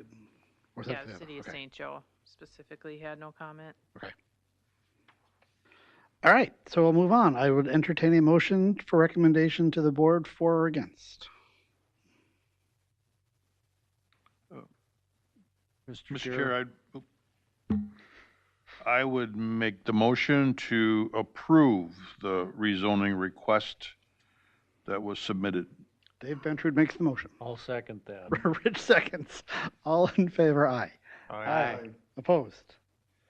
Motion passes. This will go before the January board on Appreciate it. January 6th. Thank you. Okay, agenda item number 5, site visits and per diem, staff discussion. Well, we gotta do minutes first, don't we? Minutes. No, Approval? November 20th? Minutes? E. Do we have a, okay, E, approval of the minutes. I have a different thing here, so we're good. I'll make a motion, we approve. Minutes approved. Do we have a motion to approve, second? I'll second the motion. All in favor? Aye. Aye. All against? Minutes are approved. All right, now. Yes, sorry about that. We gave you the wrong, we're just keeping you on your toes. Oh, it's been a rough meeting. The county board approved a site visit per diem at the last board meeting. And so you will be able to receive a $50 per diem for attending all your site visits. That's on top of your $100 per diem, and you will still receive mileage. Starting January 1st. Correct. Yes, good point. Starting January 1st. You have to visit all of them. Is Correct. that what you're saying? That's my understanding, isn't it, Commissioner Persky? I think that was, kind of the idea that, Right. includes all of them.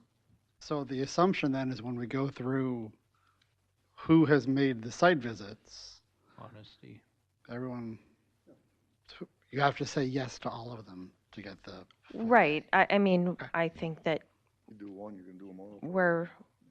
the idea, And I think too, though, sometimes when we have multiple visits, you see it at one time and then it comes back. Right. Yeah. If you saw it the first time and things haven't changed, I don't think. Okay. I think if you've seen it, you've seen it. And I would like to thank the board for acting on a request that I made 3 years ago, officially. Timely motion. other discussion, so 2026 board member changes. So a couple different things. Jason Crone has resigned from the Planning Commission due to his busy schedule.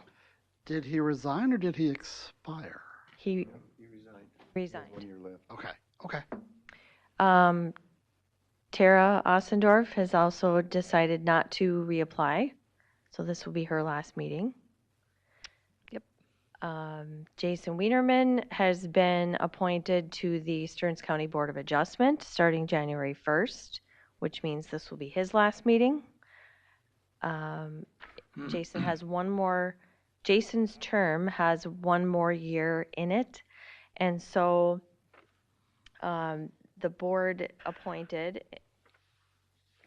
Cindy is so new that I don't even remember your last name. Cindy Harner. Yes, so Cindy will be filling in for Jason's 1 year of the last 3 years of his term. And then be eligible for follow-up appointments. Correct. Yep. And hang with me, I got one more.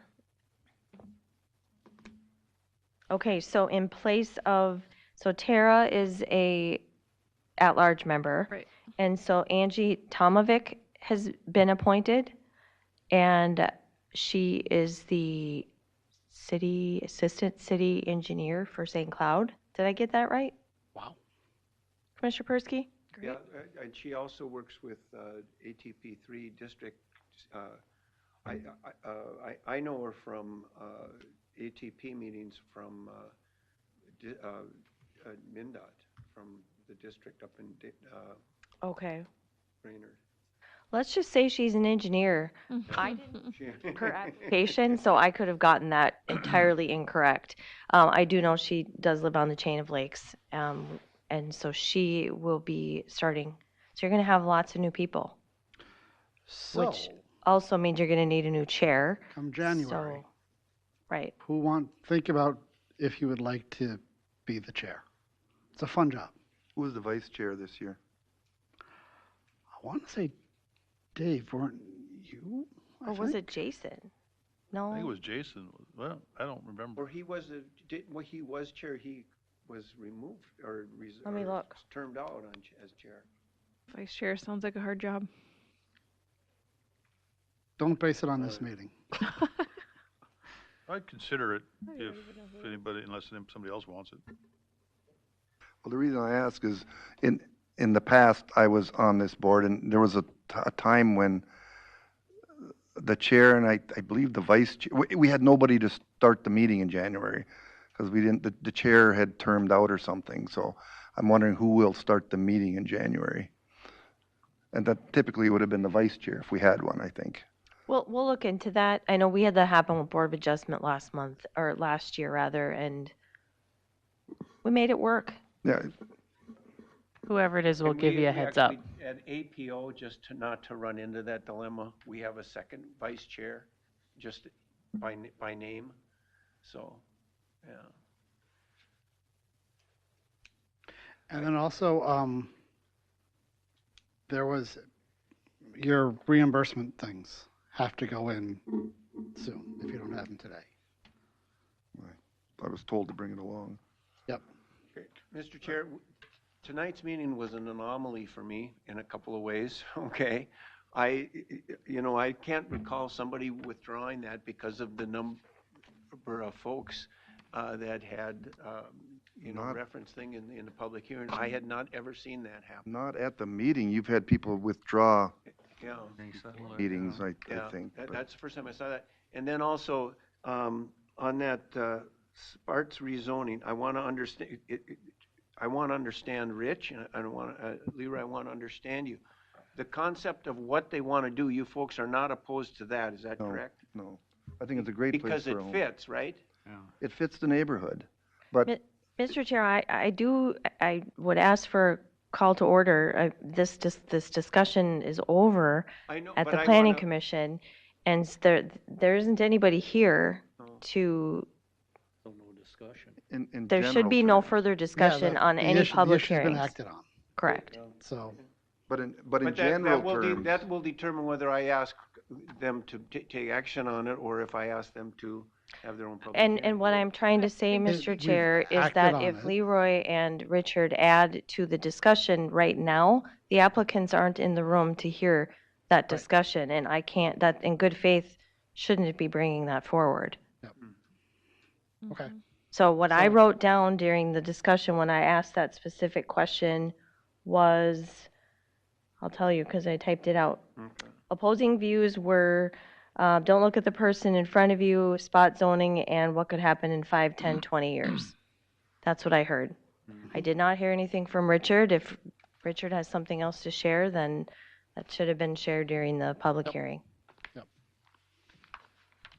So, I had one ask, if I could, real quick. Would it be possible to have Google Earth approved as an app that we could access on our, it seems like we're having more and more properties where there's no address. Plus, like with this incident here, I guess it would have been nice to expand out beyond just what we get in our packet. And so I haven't had a chance to talk to my colleagues about it, but I know personally, I think there have been many times with having the Google Earth app. I've used it at home when I'm preparing for meetings, and to have it on these laptops when you're out in the field would be nice. It's a great idea. Do you need the Google Earth app, or are you looking more for like the Stearns County interactive mapping where it shows the parcels? Well, either one, whatever. Just to be able to look broader as the different parcels, and I guess Google Earth may not be the most current, perhaps, I don't know, but something like that. Sure. I think the county has a lot of GIS layers that are available that could probably be made into some kind of interactive. Yeah, I don't want to complicate it. I mean, if Google Earth works. But why not both? I mean, the GIS would be good to have too, would it not? Yeah. Correct. Because Yeah. then you We can do could that. see who the neighboring parcels are. Mm-hmm. I mean, you have Beacon, right? I think it's Beacon. Beacon is subscription only, but we do have the property viewer that's all public. So we could do that, and Google, I can't speak for IT, but I'm assuming they can make that happen. I just can't access it through the browser, and there's a Google Earth app Okay. that I can't download.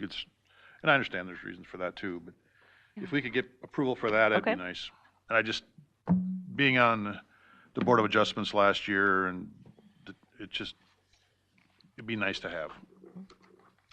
And Commissioner Persky, are you going to be coming back to join us? Did you guys make that decision? Yes. Okay. And then Dave Knopfler will be the Planning Commission rep serving on Board of Adjustment for 2026. Thank you to David for serving in 2025. Thank you to Tara and Jason for all your years on the Planning Commission. I'll miss you guys. All right, on that charming note, delightful note. Motion to adjourn. Motion to adjourn. I just Or want did to you make it? Second. I don't know. No, I just wanted to say, about, being on the park commission. I would